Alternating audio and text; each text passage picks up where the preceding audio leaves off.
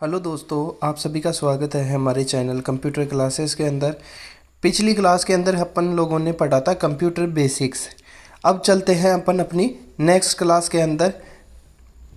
अब नेक्स्ट आती है अपनी हेलोरिथ मशीन। हरमन हेलोरिथ ने जो फर्स्ट इलेक्ट्रोमैकेनिकल पंच कार्ड आधारित टेबुलेटर 1890 में बनाया था। इस मशीन को बेसिकली किस काम में लिया जाता था? जनगणना के कार्यों के अंदर। जनगणना के कार्य में जो पहले 7 से 10 साल लग जाते थे, लेकिन इस मशीन की सहायता से जो जनगणना के कार्य में जो एक्स्ट्रा टाइम लगता था वो कम हो गया। यानी इस जो वैसे मानव द्वारा की जाने वाली जनगणना के अंदर 7 से 10 साल लगा करते थे, लेकिन इस मशीन की सहायता से वो कार्य मात्र 3 सालों में ही कर लिया गया। यह मशीन उस समय की टेबुलेटिंग मशीन कंपनी बनाती थी और यही कंपनी बाद में इंटरनेशनल बिजनेस मशीन यानी IBM के रूप में सामने आई, जिसके जो आज सबसे बड़ी कंप्यूटर बनाने वाली कंपनी है। नेक्स्ट आता है अपना मार्क 1। प्रोफेसर हार्वर्ड आइकन ने सन 1943 में मार्क 1 नामक इलेक्ट्रोमैकेनिकल कंप्यूटर बनाया। यह कंप्यूटर 10 अंकों की दो संख्याओं को 5 सेकंड में गुणा करने में सक्षम था और यह प्रथम सामान्य प्रयोग में आने वाला कंप्यूटर था। अब नेक्स्ट आती है अपनी जनरेशन ऑफ द कंप्यूटर, यानी कंप्यूटर की पीढ़ियाँ। कंप्यूटर की पीढ़ियों से मतलब कंप्यूटर की पीढ़ियों से आशय है कि हार्डवेयर और सॉफ्टवेयर, यानी इनमें क्या चेंजेस आए, पहले जो क्या थे और उसके बाद इनका परिष्कृत रूप क्या था। और जो बेसिकली कंप्यूटर की जो जनरेशन है वो पाँच जनरेशन है। अब तक की जो जनरेशन आई है वो चल रही है अभी 5th जनरेशन। अपन बात करते हैं फर्स्ट जनरेशन की। फर्स्ट जनरेशन जो है वो 1940 से 52 तक थी। सेकंड जनरेशन अपनी जो है 1952 से 1964 तक थी और थर्ड जनरेशन जो है 1964 से 1971 तक चली। इसके बाद फोर्थ जनरेशन जो थी अपनी वो 1971 से 1989 और फिफ्थ जनरेशन जो आई वो आई 1989 से प्रेजेंट में जो चल रही है वो अपनी कौन सी जनरेशन चल रही है? 5th generation. अब बात करते हैं फर्स्ट जनरेशन। फर्स्ट जनरेशन के अंदर प्रथम वैक्यूम ट्यूब के द्वारा फर्स्ट जो इलेक्ट्रॉनिक कंप्यूटर बनाया गया वो था ENIAC, यानी electronic numerical integrator and calculator बनाया गया। इसमें लगभग जो थी वो 18,000 वैक्यूम ट्यूब का प्रयोग किया गया और इसका कुल जो वजन था इसके अंदर वो था 30 टन और इसका आकार था लगभग 150 वर्ग फुट जितना बड़ा। और इसके डिज़ाइनर कौन कौन थे? वो थे एकर्ट और म्यूचली। और ये कंप्यूटर 300 गुणा यानी कि 300 गुणा प्रति सेकंड करने में सक्षम था। अब अपन बात करते हैं वैक्यूम ट्यूब की। वैक्यूम ट्यूब के जो आप ये जैसे डायग्राम देख पा रहे हैं, इसके अंदर जो ये डायग्राम आप देख पा रहे हैं, जैसे ये ऊपर की जो लेयर है इसके अंदर वो है ग्लास एनवलप और जो इसके अंदर सेकंड जो प्लेट है ये है प्लेट एनोड जिसको बोलते हैं। इसके अंदर जो ये रोड सी आप लोगों को जो दिखाई दे रही हैं इनको अपन बोलते हैं कैथोड। और जो इसके लास्ट में जो सबसे लास्ट में है वो है ग्रिड। ये एक बेसिकली डिज़ाइन जो है, ये जो डिज़ाइन है ये है डिज़ाइन अपनी ये वैक्यूम ट्यूब का। और वैक्यूम ट्यूब होती क्या है? वैक्यूम ट्यूब एक कांच से बनी डिवाइस है जो बेसिकली कार्य क्या करती है? ये कार्य करती थी जो अपने सिग्नल्स हैं उनको परिष्कृत यानी उनको एम्पलीफाई करने का कार्य करती थी। और इसके अलावा EDVAC electronic discrete variable automatic computer और EDSAC electronic delayed storage automatic calculator इसी दौरान विकसित हुए कंप्यूटर हैं। अब जो फर्स्ट जनरेशन के कंप्यूटर हैं इनकी विशेषता क्या क्या है? इनकी विशेषता है कि ये उस समय इलेक्ट्रॉनिक डिवाइसेस में केवल वैक्यूम ट्यूब ही हुआ करती थी, यानी जो फर्स्ट जनरेशन के कंप्यूटर हैं और जितने भी कंप्यूटर फर्स्ट जनरेशन में बनाए गए उनमें किसका उपयोग किया गया, वैक्यूम ट्यूब का। और सेकंड जो इसकी विशेषता है वो है इलेक्ट्रॉनिक डिजिटल कंप्यूटर के विकास में वैक्यूम ट्यूब का अहम योगदान रहा, यानी जो कंप्यूटर बनाए गए उनके अंदर मोस्ट ऑफ दी हैंड किसका था, वैक्यूम ट्यूब का। और प्रथम पीढ़ी के कंप्यूटर उस समय उपलब्ध सबसे तेज गणना करने वाली मशीन थी और इनका आकार भी काफ़ी बड़ा था, जैसे कि आपको बताया गया है कि इनका वजन 30 टन था और 150 वर्ग फुट इनका जो आकार है वो 150 वर्ग फुट, लगभग 150 वर्ग फुट जितना था। और इनकी विश्वसनीयता काफ़ी कम होती थी, यानी इतना बड़ा और इतना वजन में भारी कंप्यूटर को संभाल पाना मुश्किल था, इसीलिए इनके ऊपर बिलीव भी नहीं किया जा सकता था कि ये कितना कार्य करेंगे और नहीं करेंगे। और इन अब इतने बड़ा और इतना भारी जो जिनको यूज़ करने के लिए काफ़ी समस्याएं झेलनी पड़ती थी इन ये, और जो वैक्यूम ट्यूब से काफ़ी गर्मी पैदा होती थी यानी गर्मी छोड़ती थी, इसके लिए क्या होता था कि एयर कंडीशनर लगाना पड़ता था जिससे कि ज़्यादा गर्मी ना हो। अब बात करते हैं अपन सेकंड जनरेशन की। सेकंड जनरेशन में जो थे वो जॉन बार्दिन, विलियम शोकले और वाल्टर ब्रिटेन ने बेल लेबोरेटरीज में ट्रांजिस्टर का आविष्कार करके कंप्यूटर के नए युग की शुरुआत की, यानी जॉन बार्दिन, विलियम शोकले और वाल्टर ब्रिटेन ने बेल लेबोरेटरीज में ट्रांजिस्टर का आविष्कार किया।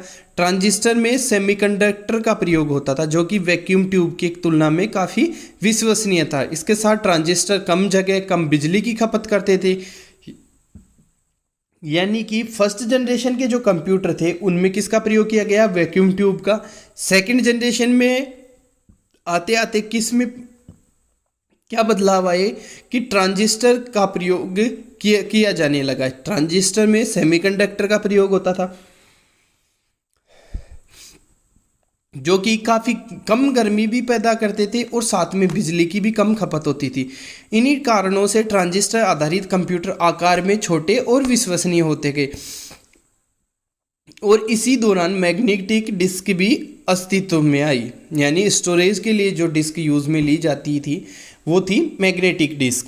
और इसी दौरान IBM 1401, हनीवेल 80, IBM 1620 आदि कंप्यूटर इस पीढ़ी की देन है।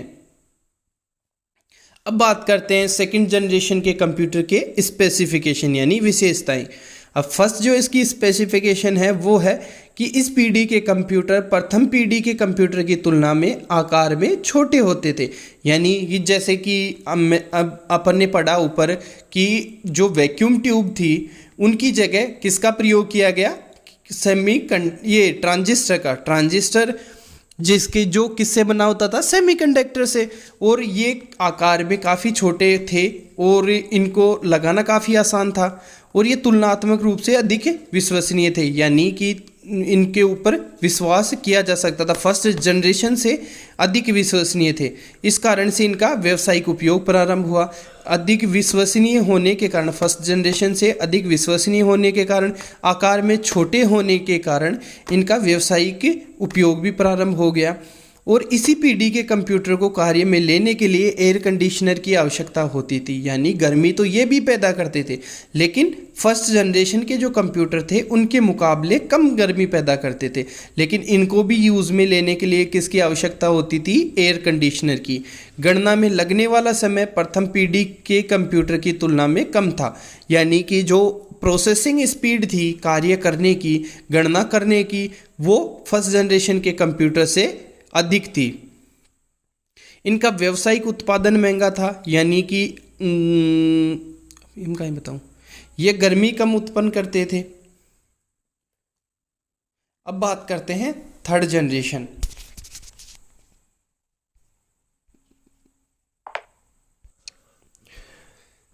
अब अपन बात करते हैं थर्ड जनरेशन इंटीग्रेटेड सर्किट, यानी थर्ड जनरेशन में किसका आविष्कार हुआ, आईसी का। आईसी मीन्स इंटीग्रेटेड सर्किट के आविष्कार के कारण कंप्यूटर तकनीक में काफ़ी बदलाव आए। एक इंटीग्रेटेड सर्किट चिप पर कई ट्रांजिस्टर, रजिस्टर और कैपेसिटर होते हैं। चूँकि इसमें विभिन्न कंपोनेंट के बीच तारों के माध्यम से कनेक्शन की ज़रूरत नहीं रही, यानी आईसी जो थी वो एक आईसी सर्किट चिप पर ट्रांजिस्टर, रजिस्टर, कैपेसिटर होते थे, यानी कि जो इनके कंपोनेंट थे उनको तारों से जोड़ने की ज़रूरत नहीं पड़ती थी, इसीलिए उसका आकार और भी छोटा हो गया, किसका, कंप्यूटर का। और कंप्यूटर की विश्वसनीयता बढ़ गई, यानी जो फर्स्ट और सेकंड जनरेशन के कंप्यूटर थे उनसे आकार में छोटे और अधिक विश्वसनीयता वाले हो गए, और इनसे पैदा होने वाली गर्मी में भी काफ़ी कमी आई। और इसका विकास किसने किया था, वो किया था रॉबर्ट नोयस और जैक किल्बे ने नामक 2 वैज्ञानिकों को जाता है। प्रारंभ में इस पीढ़ी के कंप्यूटर लगभग 10 ट्रांजिस्टर होते थे, यानी कि फर्स्ट में जो इस पीढ़ी के कंप्यूटर जो आते थे उनमें 10 ट्रांजिस्टर होते थे, जिन्हें स्मॉल स्केल इंटीग्रेशन यानी एसएसआई, स्मॉल स्केल इंटीग्रेशन कहा गया। कुछ समय बाद यह संख्या एक चिप पर 100 ट्रांजिस्टर तक पहुंच गई, जिसे एमएसआई यानी 10 ट्रांजिस्टर जिन चिप में होते थे उनको बोला जाता था एसएसआई यानी स्मॉल स्केल इंटीग्रेशन। जिन चिप पर 100 ट्रांजिस्टर होते थे उनको बोला जाता था मीडियम स्केल इंटीग्रेशन एमएसआई। और इसी समय में magnetic core memory, magnetic ink character reader यानी MICR, प्लॉटर, ऑप्टिकल स्कैनर का भी आविष्कार हुआ। इस दौरान कई व्यावसायिक उपयोगों में कंप्यूटर प्रयोग में आने लगे। यानी अब बात करते हैं थर्ड जनरेशन की स्पेसिफिकेशन, विशेषताएं। इंटीग्रेटेड सर्किट का आविष्कार हुआ इस दौरान, और इनमें उत्पन्न होने वाली गर्मी में भी काफ़ी कमी आई पिछली पीढ़ी के कंप्यूटर की तुलना में, यानी जो फर्स्ट जनरेशन और सेकंड जनरेशन के जो कंप्यूटर थे उनकी तुलना में ये अधिक विश्वसनीय थे। और इनके आकार में भी जो फर्स्ट जनरेशन और सेकंड जनरेशन के कंप्यूटर थे उनसे आकार में भी ये बहुत छोटे थे, और गणना में लगने वाला समय भी कम था। उनसे ये जो बिजली की खपत होती थी वो भी उन दोनों जनरेशन के कंप्यूटरों से कम होती थी, और अलग अलग व्यवसायों में इनका प्रयोग किया जाने लगा, और इनको उपयोग बहुत आसान और सस्ता हो गया। आईसी पर इनमें जो प्रॉब्लम थी वो थी कि आईसी बनाने की जो प्रक्रिया थी वो बहुत जटिल थी। नेक्स्ट आती है अपनी फोर्थ जनरेशन। फोर्थ जनरेशन में क्या था, LSI और VLSI यानी लार्ज स्केल इंटीग्रेशन और वेरी लार्ज स्केल इंटीग्रेशन तकनीक के साथ माइक्रो प्रोसेसर चिप के प्रयोग ने उस स्वरूप को जन्म दिया जो आज हम देखते हैं। फर्स्ट जनरेशन में किसका प्रयोग हुआ, वैक्यूम ट्यूब का। सेकंड जनरेशन में किसका प्रयोग हुआ, ट्रांजिस्टर का। और थर्ड जनरेशन में किसका प्रयोग हुआ, आईसीज का। और फोर्थ जनरेशन में किसका हुआ, LSI और VLSI के साथ साथ माइक्रो प्रोसेसर का, जिससे कि इनका आकार फर्स्ट जनरेशन से छोटा सेकंड जनरेशन, सेकंड से छोटा थर्ड, और थर्ड से और भी छोटा ये फोर्थ जनरेशन वाला कंप्यूटर था। और एक चिप पर लाखों VLSI चिप पर लाखों ट्रांजिस्टर होते हैं। इस पीढ़ी के दौरान डेस्कटॉप, पर्सनल कंप्यूटर यानी PC जो थे वो अस्तित्व में आए। इस पर हाई लेवल प्रोग्रामिंग लैंग्वेज में प्रोग्राम लिखा जाने लगा। जो हाई लेवल प्रोग्रामिंग लैंग्वेज कौन सी हैं, C हुई, जावा हुई, C++ हुई, इनको अपन हाई लेवल प्रोग्रामिंग लैंग्वेज बोलते हैं। इसी दौरान क्रे जैसे सुपर कंप्यूटरों का विकास हुआ जो अरबों यानी बिलियंस इंस्ट्रक्शन प्रति सेकंड प्रोसेस करने में सक्षम है। अब बात करते हैं फोर्थ जनरेशन की स्पेसिफिकेशन की। माइक्रो प्रोसेसर चिप का प्रयोग प्रारंभ हुआ।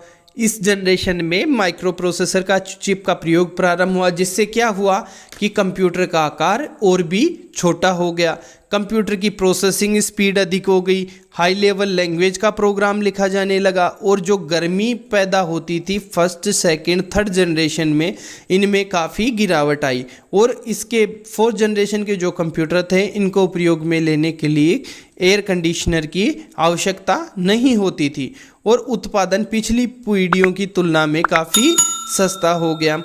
यह पूरी तरह से जनरल पर्पस कंप्यूटर था, यानी जनरल पर्पस यानी घरों में, ऑफिसों में, सब जगह काम में लिया जाने लग गया था। नेक्स्ट आती है अपनी फिफ्थ जनरेशन।